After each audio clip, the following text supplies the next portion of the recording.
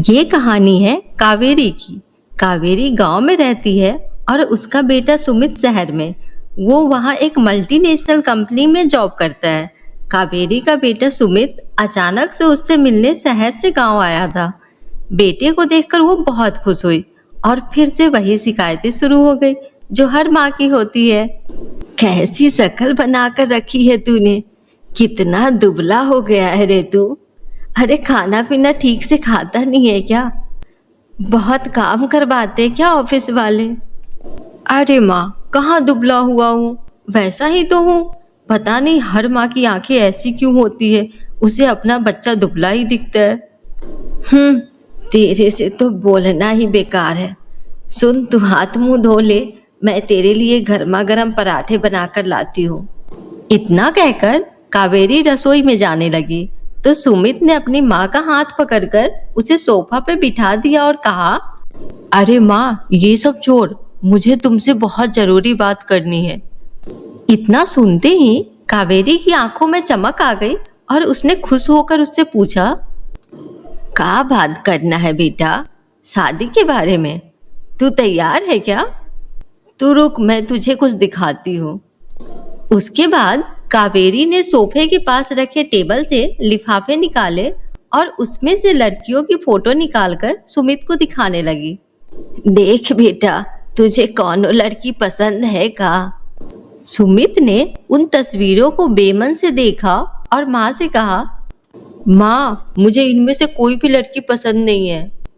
कहा बोल रहा है रे तू? सारी लड़कियां इतनी सुंदर है और पढ़ी लिखी भी है। तब सुमित ने जो बात अपनी माँ से कही उसे सुनते ही उसके चेहरे पर चमक आ गई। अरे सच में तुमने लड़की पसंद कर ली है? अरे कौन है वो, क्या नाम है उसका, कहाँ की है? अरे माँ, एक साथ इतने सारे सवाल। ये कहकर सुमित ने अपना मोबाइल निकाला और उसकी गैलरी से सुमन की तस्वीर निकाल के दिखाई। उसे देखकर कावेरी बहुत खुश हुई।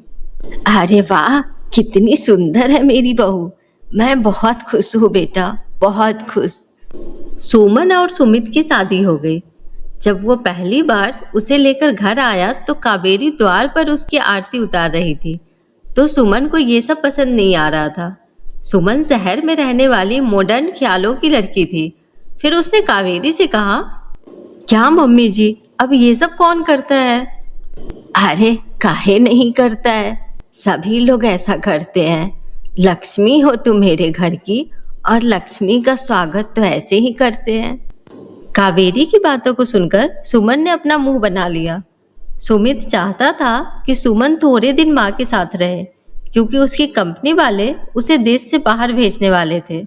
सुमन ने भी कभी गांव नहीं देखा था, तो इसलिए उसने सुमित की बात टाली भी नहीं। ठीक है बाबा, लेकिन जल्दी आ जाना, मैं यहाँ अकेले बोर हो जाऊंगी। फिर सुमित शहर चला गया।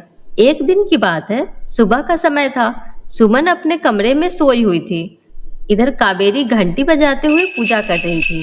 घंटी की आवाज से सुमन डिस्टर्ब हो रही थी, तो वो गुस्से में बाहर आई और कावेरी से बोली, क्या मम्मी जी, सुबह सुबह इतना शोर क्यों कर रही है आप?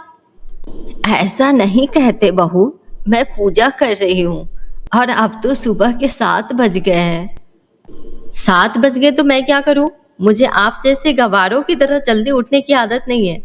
चलिए अब बंद कीजिए ये सब और मुझे सोने दीजिए।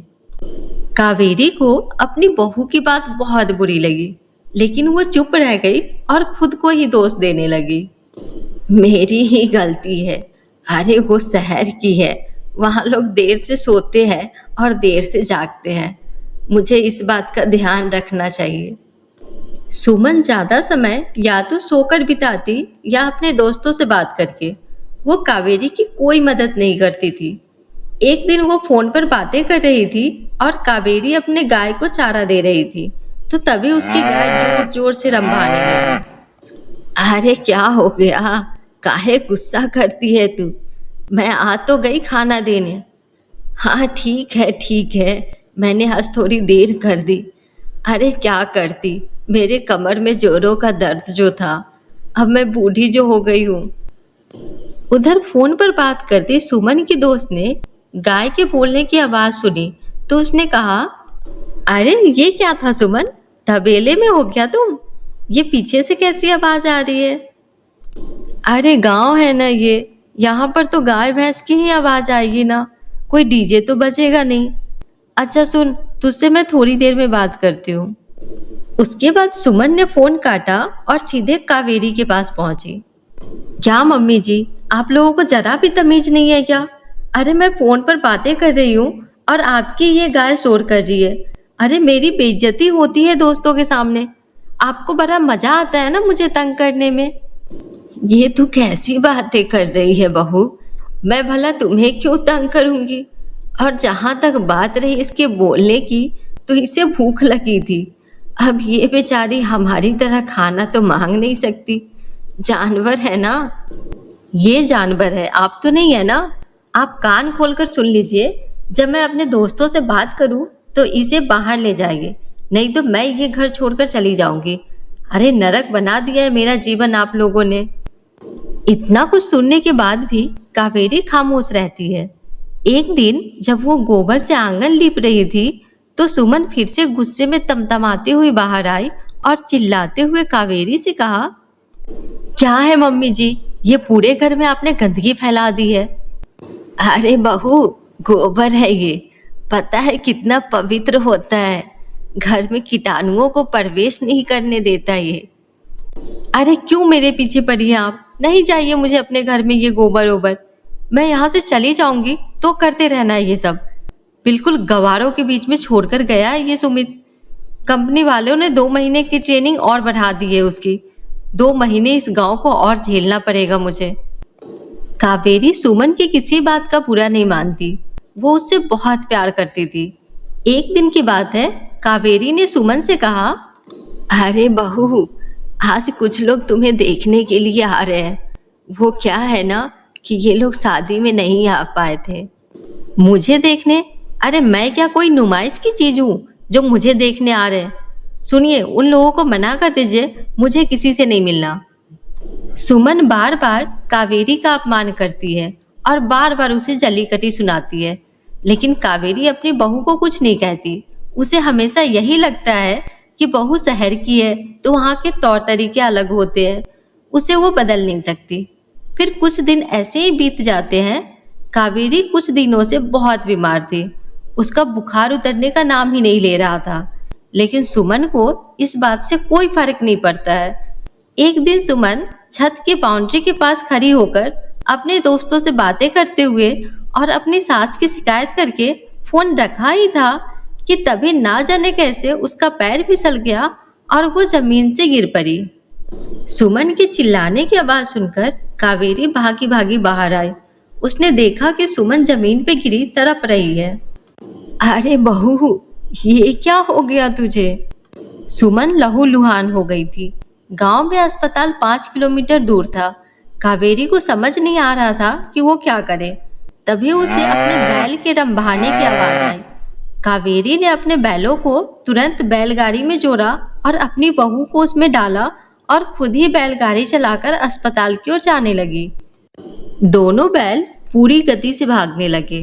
कुछ देर बाद ही वे सभी अस्पताल पहुंच गए। सुमन की गंभीर हालत देखकर डॉक्टर ने उसे तुरंत एडमिट कर लिया और उसका इलाज शुरू कर दिया। कुछ देर बाद डॉक्टर ऑपरेशन थिएटर से बाहर आए। अब आपकी बहू की हालत में सुधार है।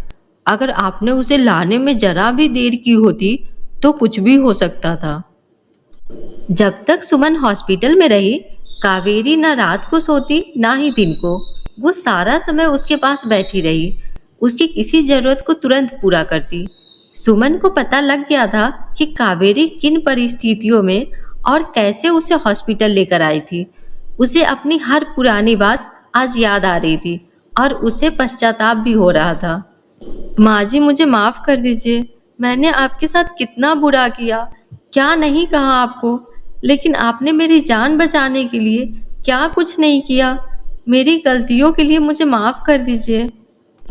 अरे कोई गलती नहीं की तूने, तू ठीक हो गई बहू, बस मेरे लिए यही सबसे बड़ी बात है। तभी सुमन को बैल के रंभाने की आवाज आई। वो उस आवाज को सुन ही रही थी कि तभी तुझे पता है, तू यहाँ बीमार है तो मेरी दोनों बैलों ने भी खाना पीना छोड़ दिया है। वो अस्पताल के बाहर ही खड़े रहते हैं। सच कहूँ तो वो ना होते तो पता नहीं मैं तुम्हें कैसे अस्पताल लेकर आती। कावेरी की बातों को सुनकर सुमन की आंखों से आंसू निकलने लगे।